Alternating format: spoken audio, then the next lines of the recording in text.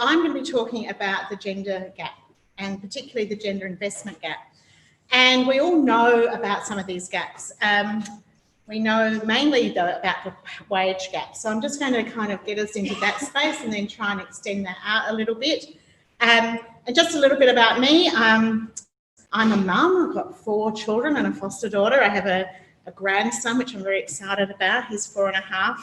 And so all the things I'm saying, I've really got them in my mind, this current generation and future generations.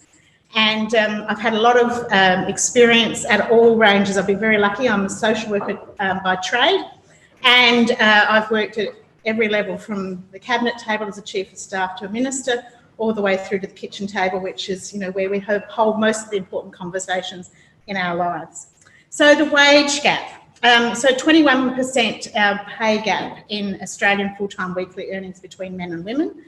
It's only 14% of women who are chairing boards in our country, 29% board members and 17% CEOs. So yes, I can tick all of those boxes. I have been a chair, I still am a board member, I've been a CEO, and I've experienced the gender wage gap. And I think most of us in this room would know someone or are indeed that person ourselves. Women work part-time about 3 times the rate of men, and so that's one of the reasons for this, but it is not the only reason. And 1 in 2 Australians work in a field which is very gendered. And so if you think of professions like, teaching and nursing, that's familiar to you. If you go to the community services sector, quite often there's lots of scones in the room and lots of women, and there's only one person in the room who's the bloke, and he's usually the CEO. Not always the case, but it's a very common experience. If we work in industries where in infrastructure there's a lot of male engineers, all that kind of thing. So we do know that that's a genuine fact, and we need to pay attention to what that means. And I'm going to see if this is going to work to go down. 40, no. Oh, just use the keys. Just use the key. That's what I was doing. Sorry. No. There we go. You might need to stay here to be my very glamorous assistant. In the gender investment gap, we know that at this, and we'll hear from Julie shortly a bit more about this as well, but all female founders in Australia attracted less than 3% of venture funding in 2018. So if we're waiting for the gender wage gap to close, it will take about 40 years. If we go at the same rate, I will be well and truly dead for about 7 generations if we wait for that to change in the investment gap. So we have to do more things. The Startup Muster report, which is well known to many of you, you can see from that little diagram that women are 20 to 25% of the market for female founders compared to men. So that 3% even looks even more worse, much worse when you think about it. So do you want to press a button again? The third thing is that I wanted to talk about were the gender differentials. So when we think about female founders, they're more likely to be asked prevention questions, like questions related to safety and risks and losses, while male entrepreneurs will get questions in their capital raising attributes around their promotion questions. The same thing happens in the workplace. So in the workplace, men will be asked a question around what are they going to do when they're in the job, and women are more likely to be asked a question about what have they done. And so when you look at that in terms of recruitment, it's the unconscious bias that is always working against women. It can be resolved very quickly, and there's a lot of hilarious studies that can show you how to do this, but it is it still happens in the entrepreneurship place too, so you need to pay attention to that. Female founders, however, consistently outperform male founders for return on investment, like absolutely consistently. And so it's a no-brainer. If you're serious about making some money, invest in a female founder. You will have no problem in getting all your money back and more. And women are starting their businesses at twice the rate of men. The other thing that's important in terms of a gender differential is that women are the ones that will make most of the financial decisions. And so in a household, any day of the week, all around the country, in fact, all around the world, 80% of financial decisions, how the money is going to be spent, is going to be made by a woman.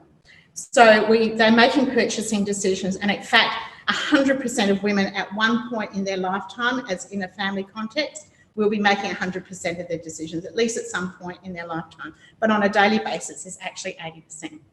And women are often invisible in the co-founder world, wives, partners, mums. And so some of you will know Richard Branson. It was his mum that invested in him. It was his mum who went down to the shop and said, you know, to the Consumer Affairs or whatever the equivalent was in the UK, and registered virgin because he wasn't old enough, you know, so all of that kind of thing. Let's not forget that. I have hilarious nights at startup capital meetings where, you know, the lovely young guys, these beautiful dudes will get up and talk about, you know, how wonderful they are. And actually I go back to them after and say, oh, how have you been able to finance? Like you said, bootstrapping. Oh, my wife's a nurse, she's amazing. Or my mum's been really helping me out and she does all the books. And I said, well, why aren't they on your website as co-founders? Because that's actually what they're doing. So it's a constant challenge. I can't help myself. So when we think about the disruptors, what are we actually disrupting? And so what I'm disrupting is patriarchy. That's what I'm really serious about. And I want to make sure that we understand exactly what it is we're disrupting. Recently at a VC roundtable, there were all these guys telling, there were 3 women invited. I was deliberately invited because they were desperate for women at the table, and he knew he was going to get really embarrassed because I'd publicly tweet about how he didn't have women at the table. And so he invited me along, and when they all went around and said what they were creating, you know, some amazing app or some beautiful engineering, what are you disrupting? They were talking about the disrupting. When it came to me, I just said, well, I'm just disrupting patriarchy. That's all I'm doing. And it was this incredible moment of these guys were just like, oh shit, we're really in trouble. and it's been a very interesting conversation in the public discourse of little old Adelaide. Who knew that saying that would make me a rock star amongst some of these people? Who knew? So we know that VC funds are now making this a priority. So they are insisting that co-founded women, their businesses should be co-founded by women.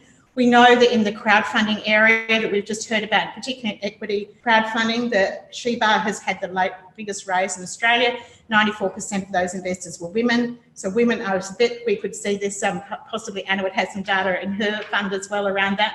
We know that the disruption, but going back to co-ops and mutuals, is very female supportive, and, you know, from its earliest days, co-ops was on about that. Privileging female founded businesses in purchasing and social procurement. We're seeing some of that through the work that Mark's doing in social traders. And then there's some of those cultural shifts that are happening around the world, like Me Too and the social movements. The imperative that we have around impact imperative, particularly with the climate crisis. Mary Robinson, who some of you know, who was the president of Ireland and UNHCR commissioner, she says that, you know, the climate crisis that we're in has been a man-made problem, but only has feminist solutions. So that works for me if she says that. And then the biggest wealth transfer in history is about to happen. 75% of wealth is going to be transferred to women over the next very short time. So we will be ready and waiting, and we will not be investing in some of the same things that predecessors have. So I was, yes, please, glamorous assistant, yes, please, thank you very much. It's so fitting. It's so great, I love it. He's so lovely too, isn't he? Isn't he great? He looks so good today, don't you think, ladies? I feel like Rachel Riley on that now. So many moons ago, when I was a much younger person in the 90s, early 90s, I was doing some work in Catholic social teaching, believe it or not. And one of the things that really struck me was that it was patriarchy that was the problem. And we keep talking about capitalism and, you know, colonisation and all that, but if we really want to make a shift, we have to start actually questioning father right. And I would say replacing it, you know, what does Mother Earth want or Mother Nature want? We have to work for justice, peace and the integrity of creation. And until we do that, we aren't going to make the shifts. We must always include the other, you know, who's not us in our decision making, and remembering the future. So I've just moved house, and I found this paper that I wrote exactly on this in 1992. And despite the fact I felt a bit embarrassed about some of the language and a few of the cartoons that we use, it still held up. And that actually bothered me more than encouraged me. That I was thinking, God, what have I actually done in the last 30 years? Well, I'm going to just be a really grumpy old grandma and go back to some of the economics that I think really work well. And We've heard a lot of economists' names over the last, few hours today, and some futurists. I want to add some more names into that. People like Hazel Henderson, Lester Brown, Amartya Sen, Manfred Max Neef, Marilyn Waring, a fellow New Zealanders, Kate Rayworth, who's doing donut economics. If we don't have some of these other economic points of view represented, there is no gender lens into the economics that we've been hearing about all morning. Which way? That way. Okay, we've got signs. Do you want to press the button again? Thank you. So I see patriarchy and colonisation really closely linked. In fact, I think they're the same thing. And so for me, a First Nations first is also a really important way forward. So moving from the theory into the practice now, I was sitting on my couch about 3 years ago. My husband was dying. I was bored out of my brain looking after him, and I thought, what's going on in the world that always has been important to me, and that's been around gender. And I'd had also 2 young women come and talk to me completely independently about how one who couldn't raise capital for her tech idea, but when her partner, who was a guy, went with her, they always got attention. And the other one was a young woman working in an NGO who was really trying to build a social enterprise. And again, she's got an MBA, smart, talented. And they both talked to me independently, and I rang them a week or so afterwards and said, if you apply a gender lens to the conversation we both just had last week, what would be different? And they both said, okay, we got it now, bye, hung up. And at that point, I started Chooks SA, because I am not a chick. That's the only reason it's called that. And it's a Facebook group. You can join. There's nearly 3,000 people in it. So that's grown up in the last 2 years. We're really trying to build community, have an understanding of what the context is that this work is being done in, and what are the barriers. It's very much around trying to close the gender investment gap. But any day of the week, it could be talking about domestic violence. It might be, what are the latest issues that are happening in terms of employment opportunities, all sorts of things. I've been really hard on making sure that we give examples of seeing it to believe it. You have to actually see what's possible so people can actually think, I can do that, or that's just like me, or I'm no different to them. And that's been quite important. Like, it gets excited sometimes. And then the other thing that's really come out of it is the intersectionality.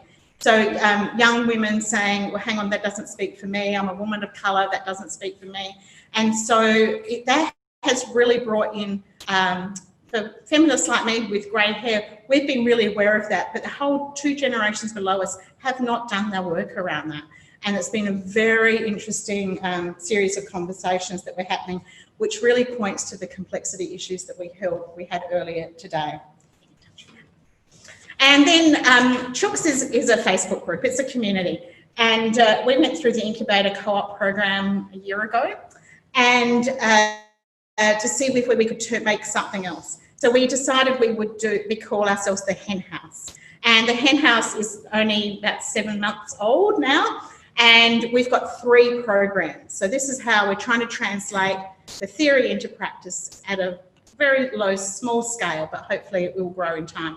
The first program is called Give a Cluck.